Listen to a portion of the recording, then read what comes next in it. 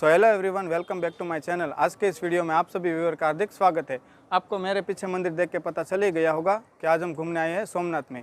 तो सबसे पहले हम सोमनाथ दादा के दर्शन करवाएंगे। इसके अलावा सोमनाथ के आसपास जितने भी खूबसूरत टूरिस्ट अट्रैक्शन है वहाँ पर घूमने जाएंगे, उन जगहों के बारे में जानकारी देंगे। अगर आप यहाँ पर घूमने आते हैं तो कितने बजट में घूम सकते हैं, रुकने की क्या व्यवस्था है, खाने पीने की क्या व्यवस्था है, इसके अलावा और भी कई सारी इन्फॉर्मेशन आज के इस वीडियो में मैं आपके साथ शेयर करने वाला हूँ। तो वीडियो बिना स्किप किए अंत तक ज़रूर देखना। तो शुरुआत हम सबसे पहले सोमनाथ दादा के दर्शन से करते हैं। अंदर तो कैमरा अलाउड नहीं है, इसीलिए मैं आपको अंदर दर्शन नहीं करवा पाऊँगा, लेकिन आप अभी इस टीवी में से दर्शन कर लो। तब तक मैं आपको इस मंदिर के बारे में जानकारी दे देता हूँ। ये जो आप मेरे पीछे मंदिर देख रहे हैं, ये 7वीं बार बना हुआ मंदिर है। इससे पहले 6 बार इसको पूरी तरह से ध्वस्त कर दिया था और 70 बार इसको लूटा गया था अफगानी आक्रांता मोहम्मद गजनवी और उनके बेटे द्वारा। ये 7वीं बार बना हुआ मंदिर आज़ादी के बाद का मंदिर है। इसे बनाने में सबसे बड़ा योगदान सरदार वल्लभ भाई पटेल का है, क्योंकि आज़ादी के बाद वो जब यहाँ पर दर्शन करने आए तो उसने मंदिर की ऐसी हालत देख के यहाँ पर एक प्रतिज्ञा ली कि हम इस मंदिर को जल्द से जल्द वापस खड़ा कर देंगे, और उसने किया भी ऐसा। इसीलिए सरदार वल्लभ भाई पटेल की प्रतिमा यहाँ पर लगाई हुई है। इसके अलावा और भी एक दूसरी प्रतिमा है जो अमीर सिंह गोयल की है, तो हम वहाँ पर भी आपको ले जा रहे हैं। सोमनाथ मंदिर के थोड़ी ही दूरी पर एक दूसरा सोमनाथ मंदिर है जिसे अहिल्याबाई होलकर द्वारा बनवाया गया था। तो चलिए अब हम वहाँ पर दर्शन करने जाते हैं, और यहाँ पर ही अमीर सिंह गोयल की समाधि है। हो सके तो हम आपको उसके भी दर्शन करवा देंगे।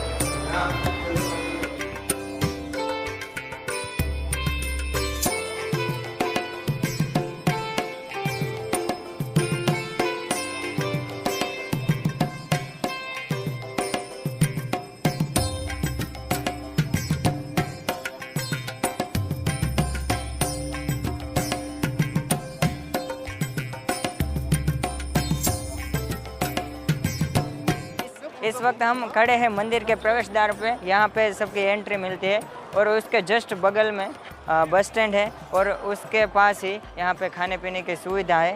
तो अभी हम जाने वाले हैं सोमनाथ बीच पर।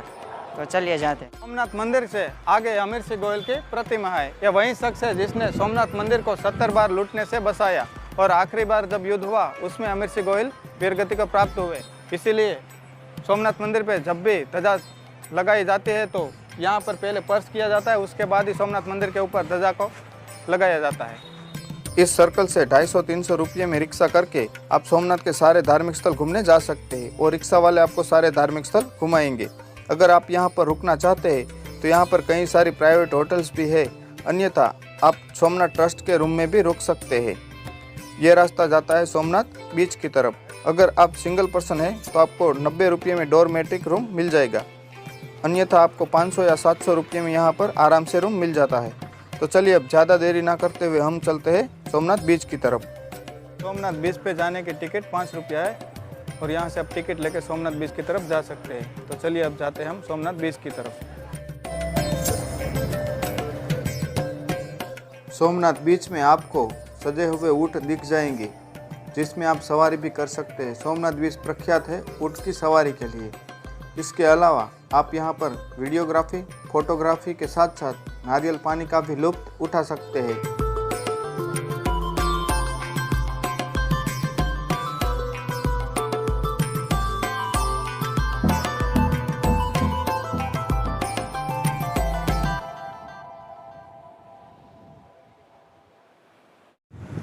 सोमनाथ बीच से आगे आते ही इस वॉकवे पे आप ये अद्भुत नज़ारा देख सकते हैं सोमनाथ मंदिर का।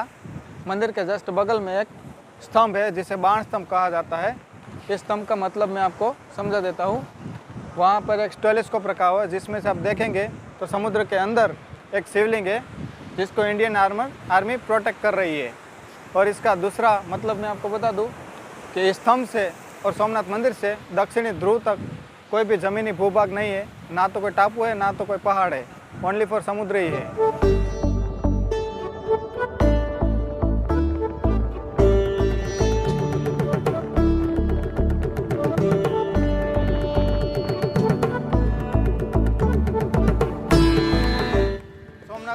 दर्शन करके जा रहे थे भालका तीर्थ की तरफ, लेकिन बीच रास्ते में बाणगंगा नामक स्थान आता है। ये वही स्थान है जहाँ से जरा नाम के शिकारी ने भगवान श्री कृष्ण को तीर छोड़ा था और जाके लगा था भालका तीर्थ में। और यहाँ पर समुद्र में 2 शिवलिंग भी है, आप उसे भी देख सकते हैं। यह स्थान बीच रास्ते में पड़ता है।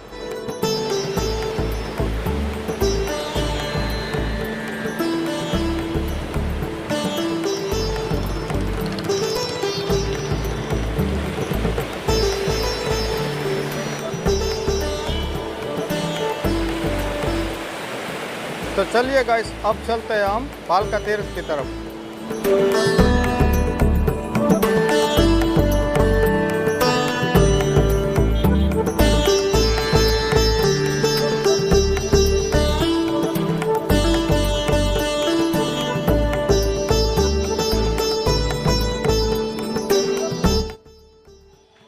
तो अभी हम आ गए हैं भालका तीर्थ में। यह वही स्थान है जहाँ पर भगवान श्री कृष्ण को जरा नाम के शिकारी द्वारा छोड़ा हुआ तीर लगा था, जिसने बाणगंगा से तीर छोड़ा था और यहाँ आके लगा था जब भगवान श्री कृष्ण पीपल की पेड़ के नीचे आराम कर रहे थे। तो चलिए अब हम भगवान श्री कृष्ण के भी दर्शन करते हैं, और वो पीपल का पेड़ भी आज भी यहाँ पर मौजूद है, तो हम उनके भी दर्शन करते हैं। जब वो शिकारी बाणगंगा से यहाँ आकर देखता है तो हिरण की जगह पर भगवान श्री कृष्ण थे, तो उसने भगवान श्री कृष्ण से माफ़ी मांगी। तब भगवान श्री कृष्ण ने कहा, इसमें तुम्हारा कोई दोष नहीं, रामावतार में मैंने ही तुम्हें तीर मारा था, तुम जब वाली के रूप में थे। ये उस जन्म का बदला है जो इस जन्म में पूरा हुआ, इसमें तुम्हारा कोई दोष नहीं है, इसीलिए तुम चिंता ना करो।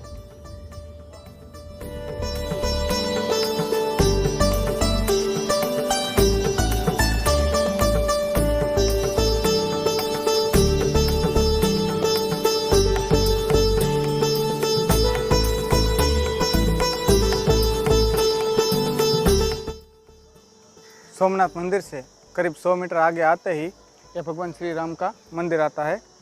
तो सबसे पहले हम यहाँ पर आपको दर्शन करवा देते हैं। इसके बाद यहाँ से आगे और भी कई सारे धार्मिक स्थल है, तो वहाँ पर दर्शन करने जाएंगे।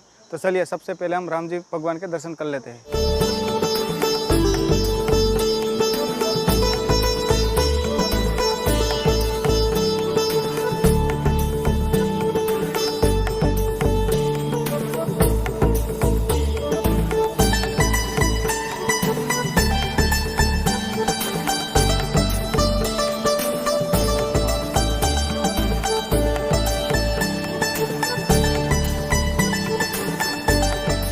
हेलो गाइस, हम लोग आ चुके हैं त्रिवेणी संगम घाट।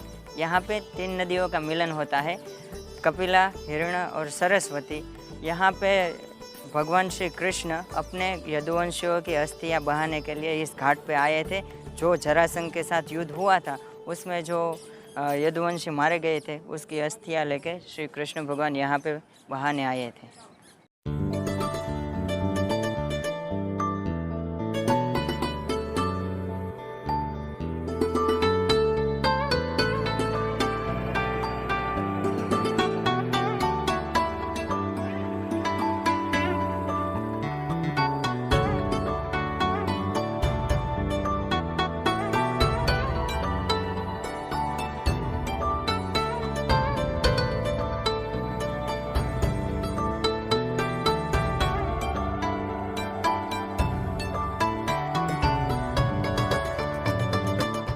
अभी हम आ गए हैं सूर्य मंदिर, जो त्रिवेणी संगम से थोड़ी आगे है।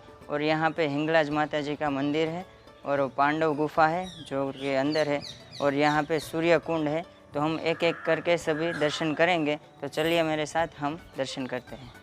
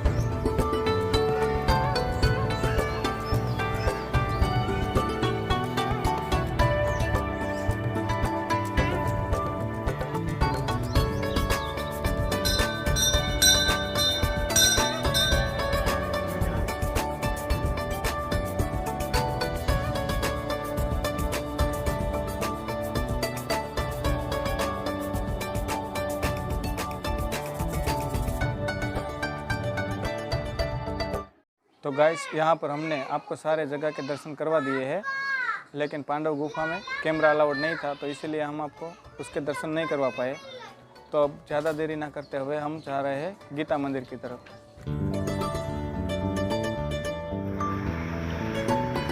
अभी हम पहुंच गए हैं गीता मंदिर। गीता मंदिर इसलिए क्योंकि इस मंदिर के पिलर में गीता के श्लोक लिखे हुए हैं और यह स्थान वही स्थान है जहां पर भगवान श्री कृष्ण ने अपनी लीला समाप्त की थी। गीता मंदिर के जस्ट बगल में बलराम जी का मंदिर है, मैं आपको वहां भी दर्शन करवाऊंगा। और वो जगह है जहां पर भगवान श्री कृष्ण की शरण पादुका है। तो शुरुआत हम गीता मंदिर के दर्शन से आपको करवाते हैं, तो चलिए हमारे साथ।